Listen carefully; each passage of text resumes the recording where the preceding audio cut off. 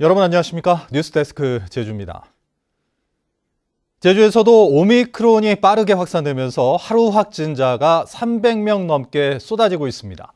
방역 당국이 모레부터 오미크론 맞춤형 방역과 재택 치료 체계를 구축하기로 했지만 시중 약국에서는 자가진단 검사 키트 품귀 현상이 벌어지는 등 벌써부터 문제점이 드러나고 있습니다. 김찬영 기자입니다. 제주 시내 한 약국. 최근 정부 지원 물품으로 코로나19 자가진단 검사 키트 20개를 드렸지만 몇 시간 만에 동났고 일주일을 더 기다려야 합니다. 구입을 문의하는 전화가 하루 50통 넘게 빗발치지만 약국마다 키트는 품절입니다. 지금은 아예 재고가 없는 상태고 도매에서든 어디든 뭐 인터넷에서도 전혀 구할 수가 없으니까 옛날 마스크하고 똑같아요. 하루 종일 하는 얘기가 뭐 키트 없어요 이런 거니까. 자가검사 키트를 구할 수 없다 보니 신속 항원 검사를 받을 수 있는 보건소에는 하루 평균 3,000명씩 몰리고 있습니다. 직장 내에서 이 밀접 접촉자가 한 명 있어서 혹시나 의심에 대한 부분도 좀 걱정돼가지고요. 검사를 받으러 왔어요. 제주 지역 코로나19 신규 확진자는 일주일째 역대 최다치를 경신하며 어제 하루 382명까지 치솟았습니다. 오늘도 오후 5시 기준으로 333명이 확진 판정을 받아 400명을 넘을 것이란 전망도 나오고 있습니다. 검사 수 대비 확진자 수를 나타내는 확진율도 12.29%로 일주일 만에 3배 이상 증가했습니다. 급속한 확산세에 방역당국은 오미크론에 맞춰 방역과 재택치료 체계를 바꾸기로 했습니다. 오는 10일부터 재택치료 키트와 생필품 배송, 모니터링을 60살 이상 등 고위험군에게만 실시하겠다는 겁니다. 나머지 확진자들은 스스로 관리하도록 하고 확진자 격리 기간도 접종 여부와 관계없이 7일로 통일했습니다. 지금부터는 집중관리군 20% 중심으로 관리하게 되고 나머지 일반 확진자들은 일반 병의원들이 지정이 되고 일반 병의원들에 의해서 오미크론 확산으로 방역과 치료 체계 개편이 예고됐지만 일선에서는 자가진단 키트 부족과 동네 병의원 준비 미흡으로 혼란도 여전해 체계적인 대응이 필요해 보입니다. MBC 뉴스 김찬년입니다. 특정인에게 지속적으로 접근하거나 연락해 육체는 물론 정신적으로 피해를 주는 행위인 스토킹 범죄에 대한 처벌을 강화하는 법이 지난해 말부터 시행됐는데요. 시행 100일 동안 제주에서도 신고 건수가 160여 건에 이르고 83명이 입건됐습니다. 박혜진 기자입니다.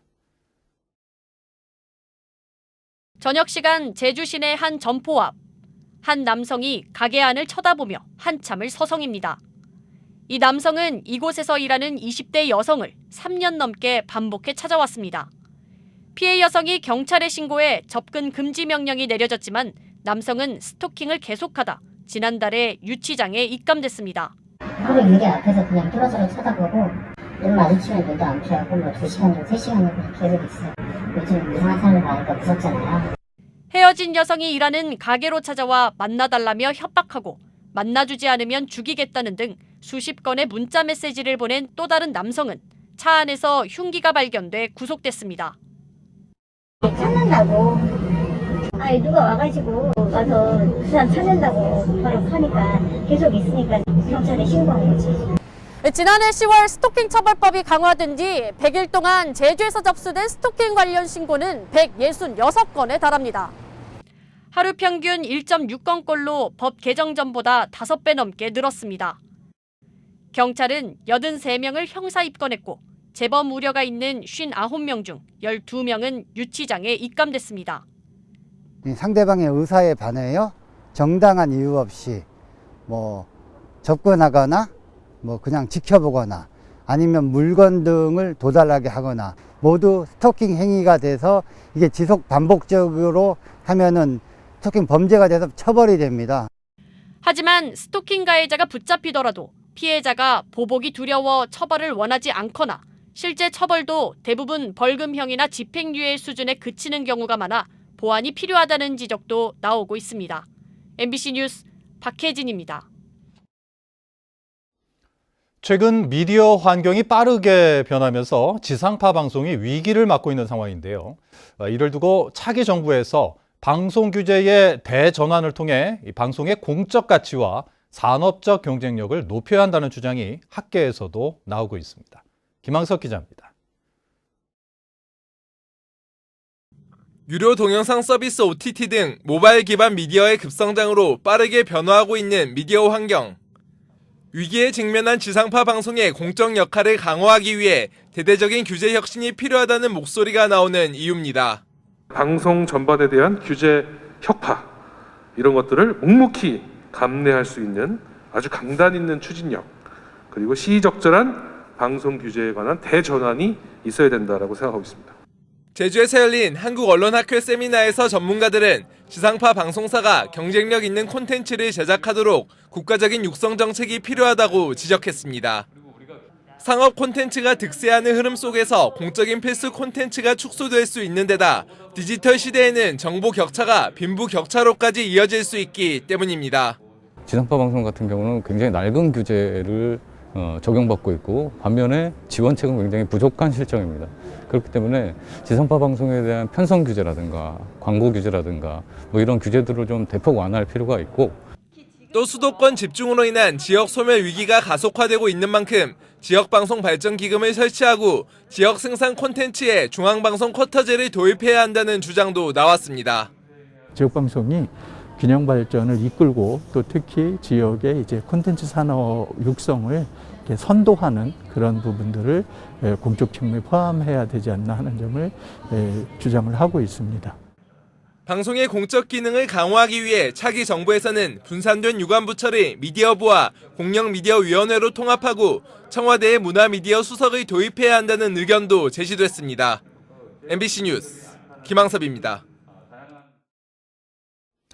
더불어민주당 이재명 대선 후보가 공약으로 검토하던 제주 해저 터널 사업이 제주 지역 공약에서 제외됐습니다.